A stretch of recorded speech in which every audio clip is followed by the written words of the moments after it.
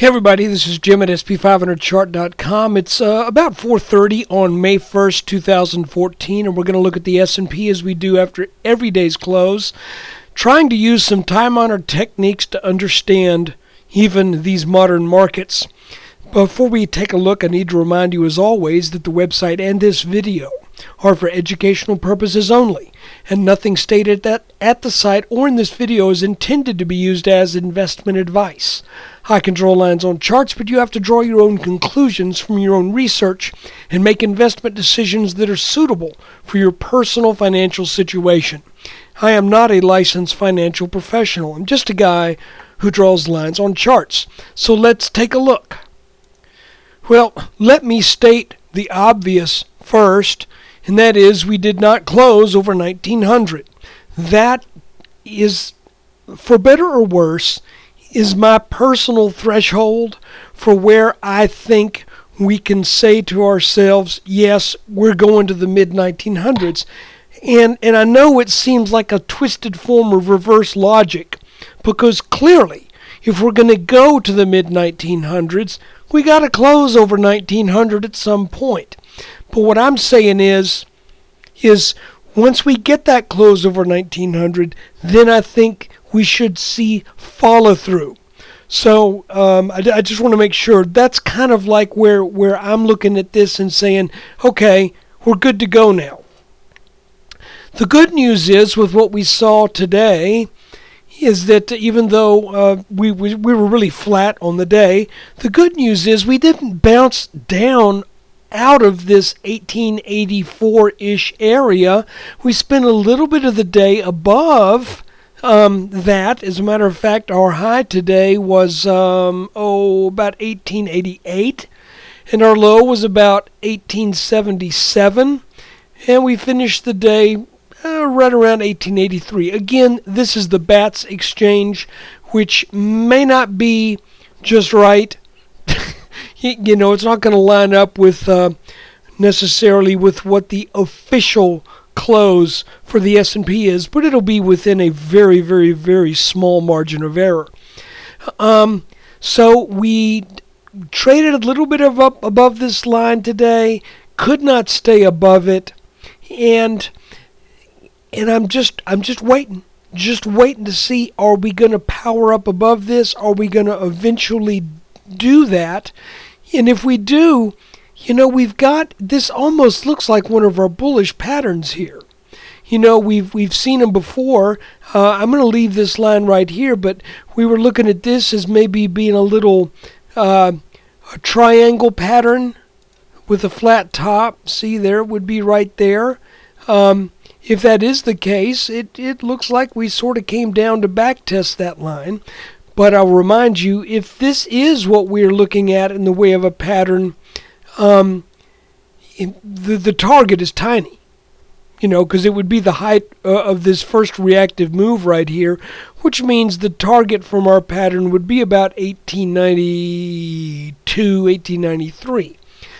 But if we back out just a little bit and extend our scope a hair, you can see that we may be dealing with something of an inverted head and shoulders shape that has formed over the last 8 days.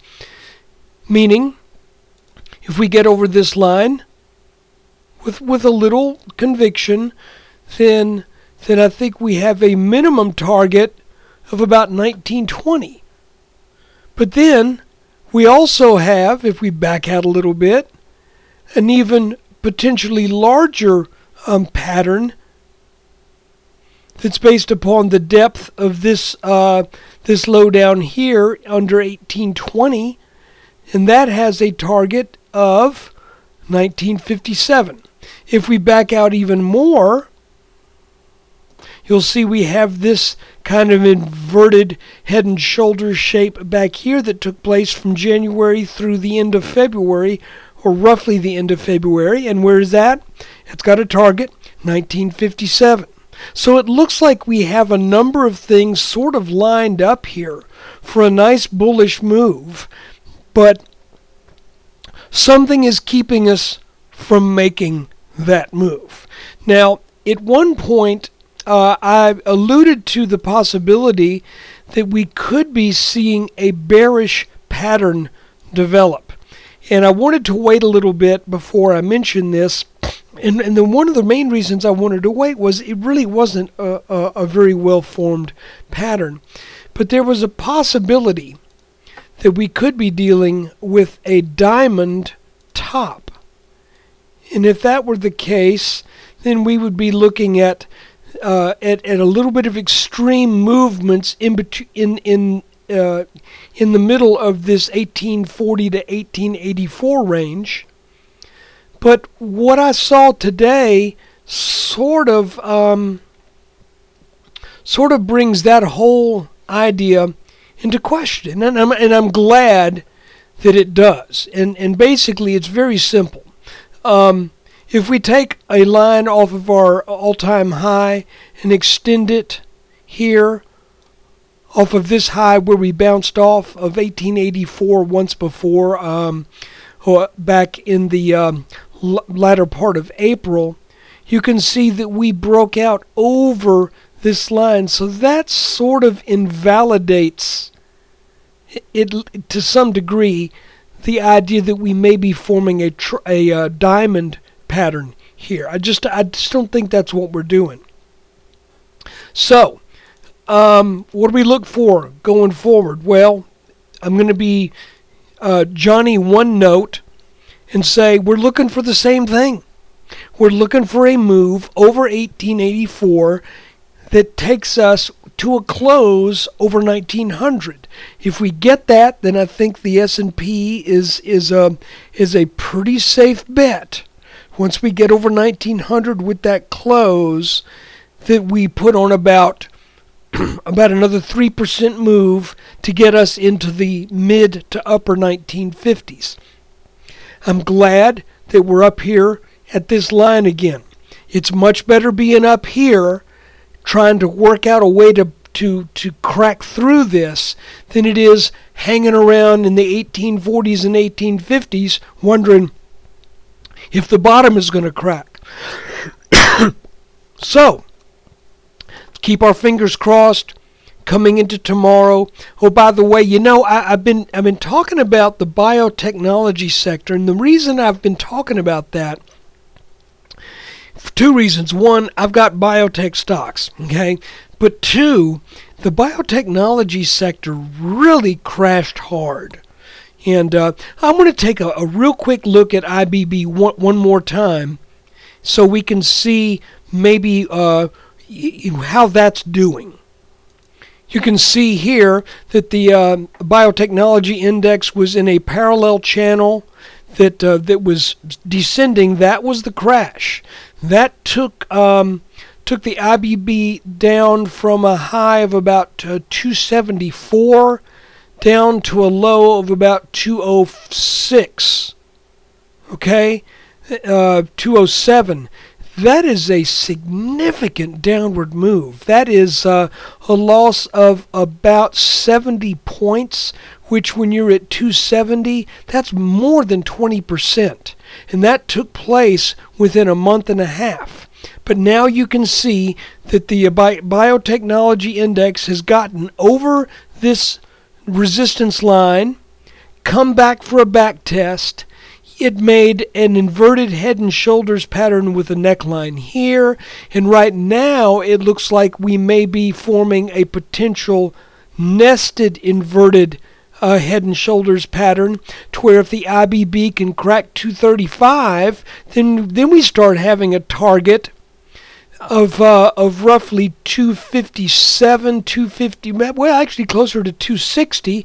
And if we get to 260, then we may be in the process looking at an even larger inverted head and shoulders pattern, potentially with a neckline at 245, which would propel the IBB to an all-time high up around 290.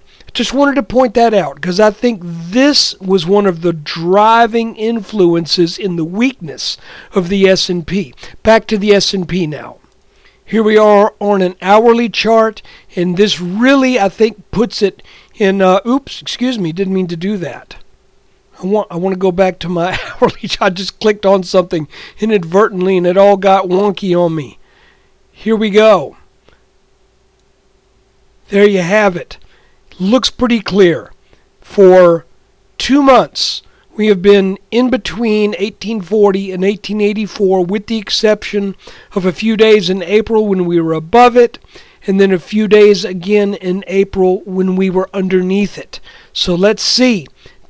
Can this market get the steam to get up over this line, close over 1900, and if so, that's when I start to look for an eventual move. Sometime probably about right here, still in May, for a move to the mid-1950s. Keeping my fingers crossed, let's see what tomorrow brings us.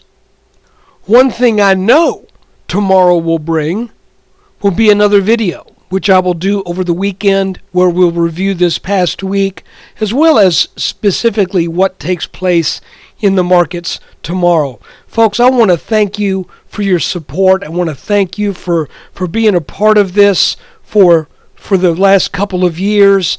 I'm coming up on getting real close to, I think, to that, well, maybe not real close, but getting up pretty close to that 1,000 video mark.